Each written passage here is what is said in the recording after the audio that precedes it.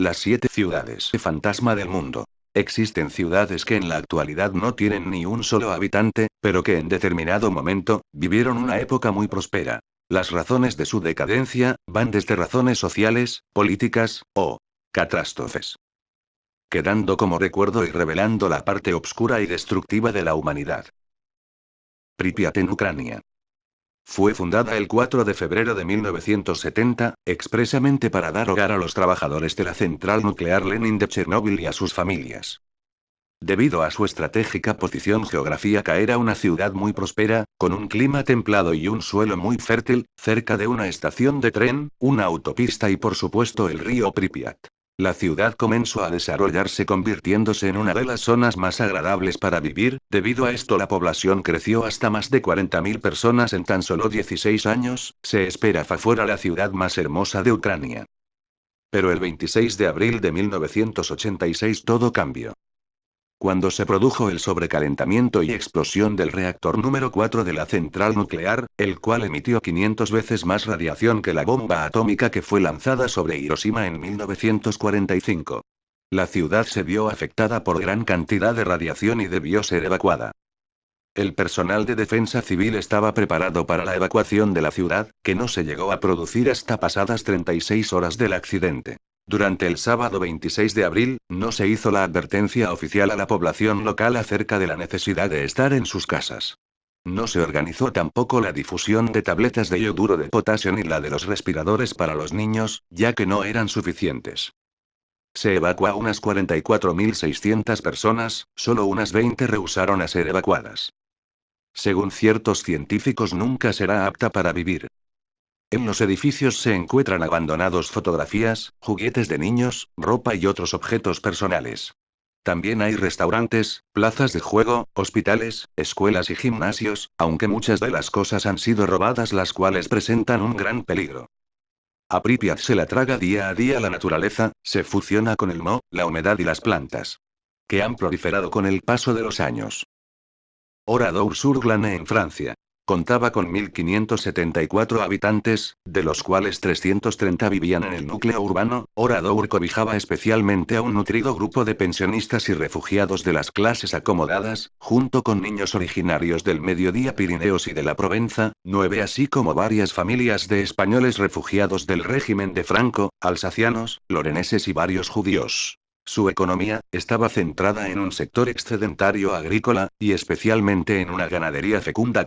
Evitando a la población los problemas de abastecimiento, una de las principales preocupaciones de los civiles durante la guerra, sirviendo incluso de centro de aprovisionamiento para las comunas vecinas y de la capital Limoges.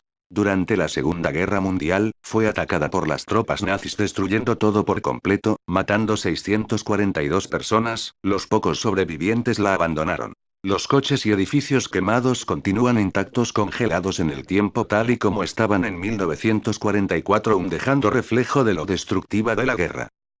Centralia en Pensilvania, Estados Unidos. Centralia fue registrada en 1866, pero ha existido desde 1841, cuando la taberna Bullshead fue abierta por Jonathan Faust.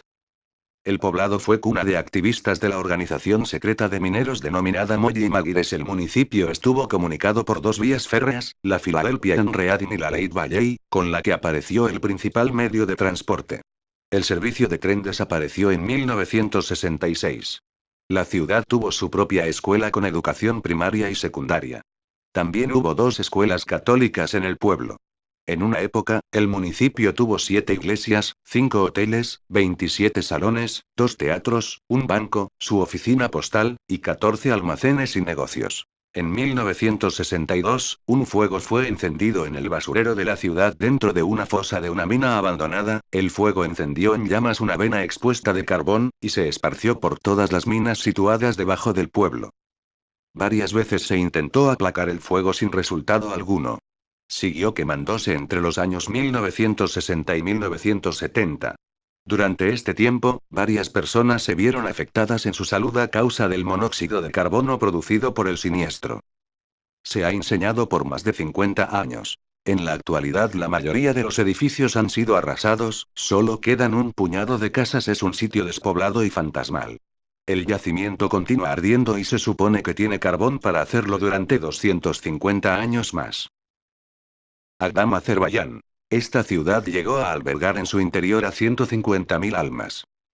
Se convirtió en lo que es en 1993 durante la guerra de Nagorno-Karabaj, aunque al-Ciudad en realidad nunca fue el objetivo del combate, cayó víctima del vandalismo mientras estaba ocupada por los armenios, lo que hizo que su población se moviera a otras áreas de Azerbaiyán e incluso a Irán. En la mayoría de los casos sus edificios son cáscaras vacías y nada en su interior, con sus puertas y sus ventanas forzadas en un intento por saquear cualquier cosa de valor que pudiera haber en ellos. Todo empezó cuando el ejército turco tomó el control del área durante la invasión turca a Chipre en 1974, despoblaron completamente el área expulsando de ella a todos sus habitantes y no permitieron la entrada a nadie excepto militares turcos y personal de las Naciones Unidas. Hubo un plan para recuperar el emplazamiento a favor de los griegos chipriotas, pero el plan fracasó precisamente porque los griegos de Chipre votaron en su contra.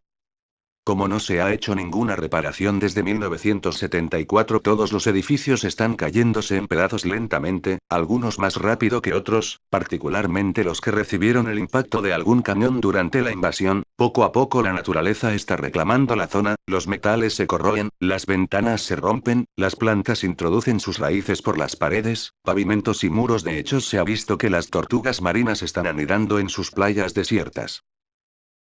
Bodie. A mediados del siglo XIX la actividad minera en la parte oeste de la Sierra Nevada empezaba a declinar. Por esta razón, los gambusinos buscaron mejores oportunidades en el lado este. Uno de ellos fue William S. Bodie, quien descubrió una veta de oro en 1859 en el lugar posteriormente conocido como Bodie Bluff. A finales de los años 1870 el pueblo alcanzó su apogeo. En ese tiempo, una de las minas, la Standard, rendía cantidades considerables del precioso metal. En 1878 Bodie alcanzó los 5.000 habitantes, cantidad que se doblaría al año siguiente. Junto al crecimiento de su población se instalaron saloons, unos 65 en ese tiempo, restaurantes, burdeles y sala de ópera. También circularon 3 periódicos, y se construyeron iglesias, bancos y escuela. No eran extraños los crímenes en el lugar y por esto la localidad se ganó una mala reputación. El declive de Bodie empezó en 1882 con la bancarrota de las compañías mineras, provocando que la población empezara a emigrar. En los años 1892 y 1898 la localidad sufrió incendios. Pero el más grande de ellos fue en 1932, dejando un 95% dañada. La localidad continuó funcionando en la era de la Gran Depresión, pero las minas locales rendían escasamente. La última de ellas cerró operaciones poco después de la Segunda Guerra Mundial. Sus reducidos habitantes murieron en esa época y Bodie pasó a convertirse en una ciudad fantasma. La isla de Ashima, Japón.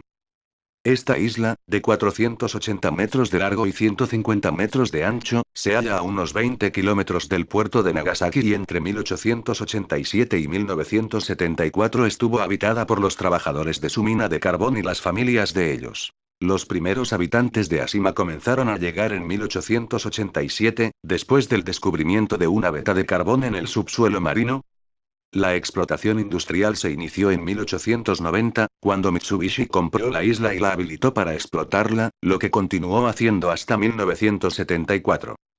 En 1917 se construyó otro bloque de departamentos más grande en el centro de la isla y, a continuación, el edificio residencial Nikkyu, un complejo de departamentos de 9 pisos en forma de Y, el edificio más alto de Japón. En 1918 empezó la construcción del siguiente bloque y a ese ritmo hacia 1930 había más de 30 edificios de departamentos en un diámetro de 1,5 kilómetros cuadrados.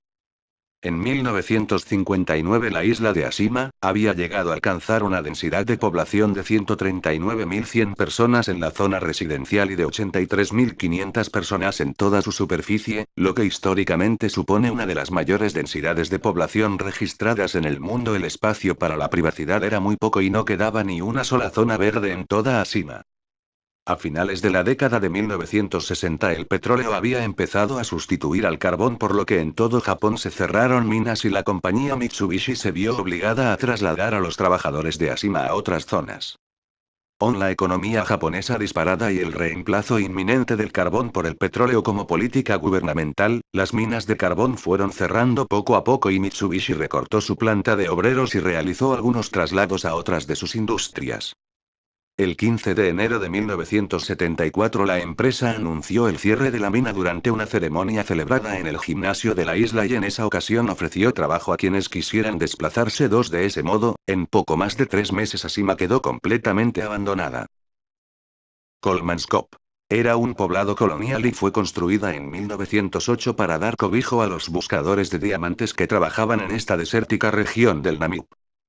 En aquellos momentos, los diamantes se encontraban con facilidad en las cercanías, y era fácil hacer fortuna, de modo que en 2 años se construyó una ciudad completa, con casino, escuela, hospital, salón de baile y verdaderas mansiones de estilo centroeuropeo. Kolmaskop fue la primera localidad africana en disponer de un aparato de rayos X, importado específicamente para vigilar que los mineros no ingirieran diamantes para su posterior extracción ilícita de la mina. Durante la Primera Guerra Mundial se extrajeron unos 1000 kilogramos de diamantes, pero inmediatamente después de la guerra, esta cantidad descendió notablemente, y se encontraron diamantes mucho mayores y en abundancia a 200 kilómetros, en la localidad de Oranjemund en las cercanías del río Orange, en la actual frontera con Sudáfrica. La ciudad fue abandonada y se convirtió en una ciudad fantasma, invadida por las arenas del desierto. Actualmente se ha iniciado su rehabilitación parcial para lograr atraer turistas, pero aún quedan casas anegadas de arena. Si te gustó el vídeo, dale me gusta y recuerda suscribirte para no perderte ningún vídeo.